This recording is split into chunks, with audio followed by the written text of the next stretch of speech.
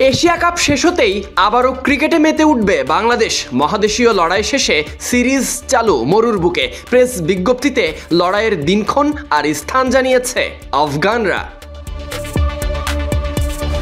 ACB অর্থাৎ Afghanistan cricket board ইতিমধ্যেই নিশ্চিত করেছে অক্টোবরের প্রথম 2 সপ্তাহ জুড়ে সংযুক্ত আরব আমিরাতে বসবে এই সাদা বলের সিরিজ। শারজার গ্যালারিতে শুরু হবে দ্বিপাক্ষিক উন্মাদনা, একদিকে বাংলাদেশ আরেকদিকে আফগানরা।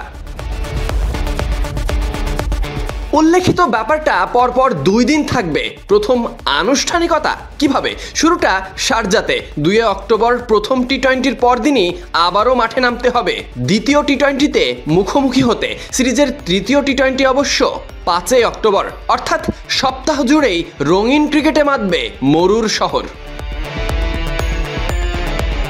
টি-20-র ধুলোঝড় থামতেই এবার মঞ্চ প্রস্তুত।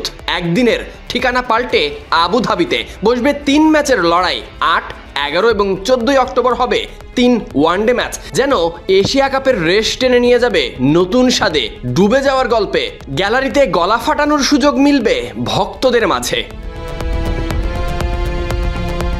ওই বিজ্ঞপ্তিতে আফগানিস্তান ক্রিকেট বোর্ডের সিইও নাসিব খান বলেছেন, এই সিরিজটা উচ্চ প্রত্যাশিত, যেখানে নিরপেক্ষ ভেন্যুতে বিশ্বমানের ক্রিকেট উপহার দেওয়ার প্রতিশ্রুতি দিচ্ছে তার সংস্থা।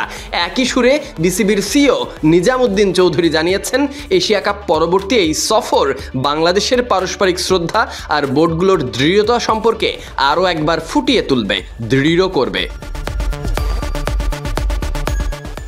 এক কথায় অক্টোবরে মরুভূমি জুড়ে আফগানিস্তান আর বাংলাদেশ, এই লড়াই এক মহা উৎসব।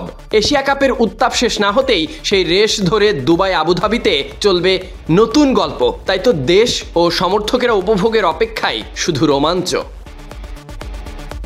Sadiq Ahmed Sunny, BD cric time.